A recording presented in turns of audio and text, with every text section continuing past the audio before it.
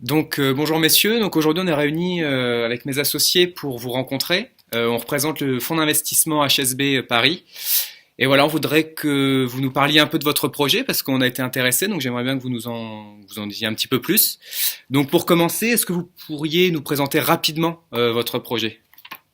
Tout d'abord, merci monsieur, puis merci les associés de monsieur d'être venus aujourd'hui pour nous écouter, présenter notre produit. On est très content avec mon associé, ami d'enfance collaborateur, monsieur Goron. Donc, merci à vous d'être venu ce jour. Je vais laisser la parole à mon ami François. Alors, comme vous l'avez pu le voir dans la box qu'on vous a envoyée en cadeau pour solliciter votre attention, nous fonctionnons sur une box de vin, donc My Wine Box, donc, qui est une box mensuelle disposant de 3 produits, donc à savoir 3 vins sur des bouteilles classiques. Nous, on est là pour offrir quelque chose de nouveau aux gens, une consommation différente et une appréciation différente du vin, pour permettre aux gens surtout d'avoir une découverte du vin, on va dire, plus accessible et plus facile, avec des conseils de cavistes intégrés dans ces box qui permettront aux gens d'avoir des moments de plaisir et de partage entre amis ou en famille. Puis aujourd'hui, il y a tout type de box, donc pourquoi pas une box sur le vin. Ouais, c'est très intéressant ça.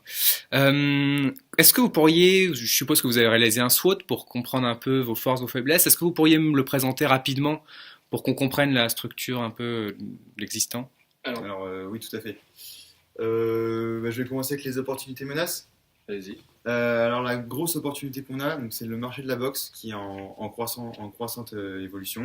Vous voyez tous les jours des concepts de boxe comme My Little Box ou donc c'est plein de produits qui sont dans une box. Donc nous on a choisi d'être sur le vin. Et en menace par contre on a une concurrence indirecte. Donc comme par exemple les caves à vin ou les bars spécialisés dans la dégustation. Donc ça peut être une menace pour nous. Donc sur nos forces principales, nous, on propose différentes gammes de produits et de prix, donc ce qui permet de se différencier en fait, assez facilement sur un marché du vin qui est assez compliqué. Euh, le petit point d'amélioration qu'on pourrait avoir derrière tout ça, c'est que nous n'avons pas de point de vente physique. Donc, ce qui peut être aussi un frein dans le sens où on n'a pas de contact direct avec nos clientèles, chose qu'on rattrape aisément par une campagne de prospection beaucoup plus massive et efficace. Et un service après-vente très intéressant, Oui, comme vous l'avez très... pu le voir dans la brochure que nous avons envoyée, on est très à l'écoute, on est disponible 24 heures sur 24, on a un centre téléphonique d'appel qui est à la disponibilité de nos clients. C'est la moindre des choses quand vous savez vous n'avez pas de rendez-vous physique avec une personne pour échanger sur les produits en question. D'accord, très bien. Donc dans votre analyse, dans votre construction de raisonnement, je suppose que vous avez réalisé des facteurs clés de succès et donc vous avez déterminé des avantages concurrentiels par rapport à la concurrence. J'aimerais bien en connaître un peu plus là-dessus. Oui, tout à fait. Alors pour parler des facteurs clés de succès, le premier facteur clé de succès très important, c'est avoir une livraison optimisée afin de diminuer les délais pour que les clients soient livrés en temps et en heure et qu'il n'y ait pas de problème sur la livraison.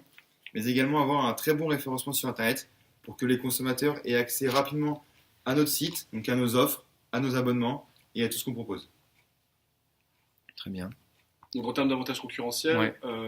nous on se base sur un concept d'application qui offre une large gamme de produits dans le but de répondre bien évidemment aux besoins des utilisateurs, pardon, des consommateurs finaux. C'est le principal but qu'on a mis en place. Donc, nous, ce qu'on va apporter, c'est un élément de différenciation entre clients. En fait, on veut que nos clients se sentent uniques dans l'offre qu'on leur propose, dans le sens où on va leur conseiller, on établit préalablement des profils sur les fiches pour répartition des box.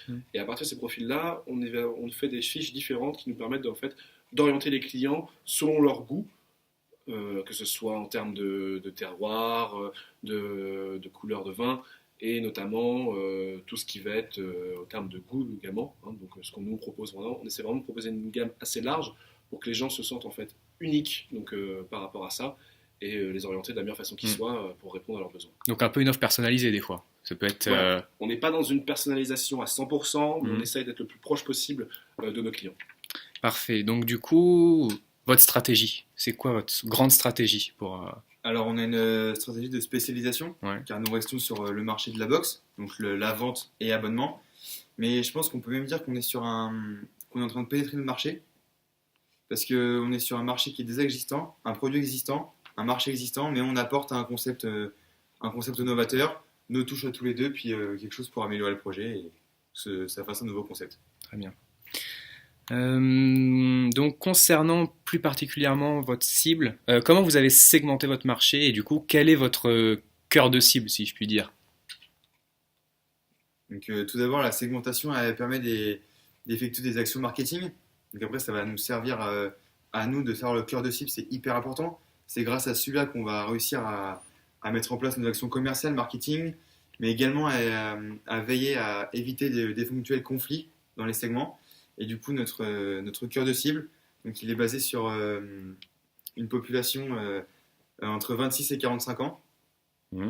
Entre 26 et 45 ans, Très urbaine. très urbaine Ouais. du coup, qui achète environ 4 fois par mois du vin et qui est prêt à mettre un budget mensuel entre 21 et 40 euros.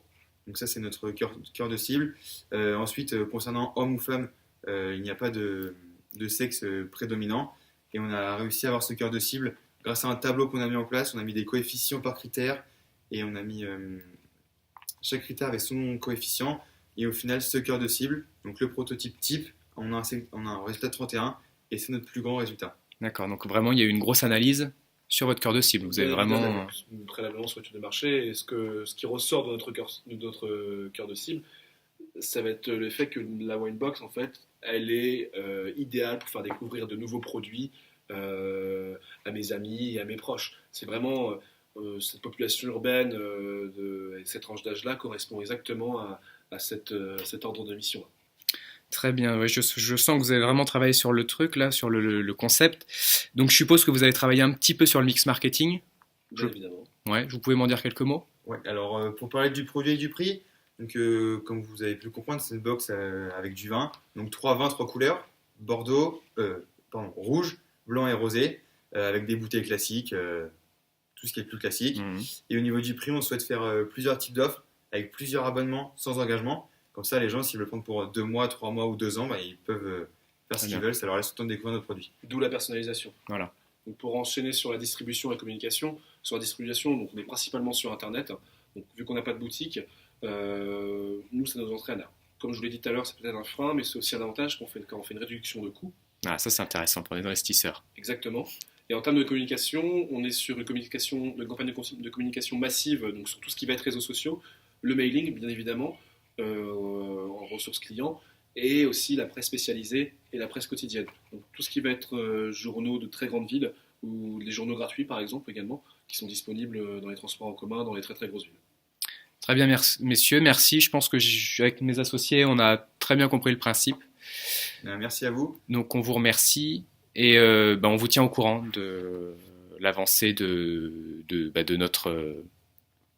notre réponse, si jamais on travaille ensemble ou pas. En tout cas, on serait très content avec mon ami François de travailler avec vous, que vous soyez notre principal partenaire. On a tout mis ce qu'on avait on a mis toutes nos économies là-dedans, c'est notre projet, il nous tient à cœur, on est des amoureux du vin. Ce qu'on veut en fait, c'est que les gens, on ne veut pas forcer les gens à aimer le vin, mais on veut que les gens puissent aimer le vin comme nous on l'aime. Et c'est ça qui est important. Très belle phrase de fin. Merci messieurs. Merci à vous.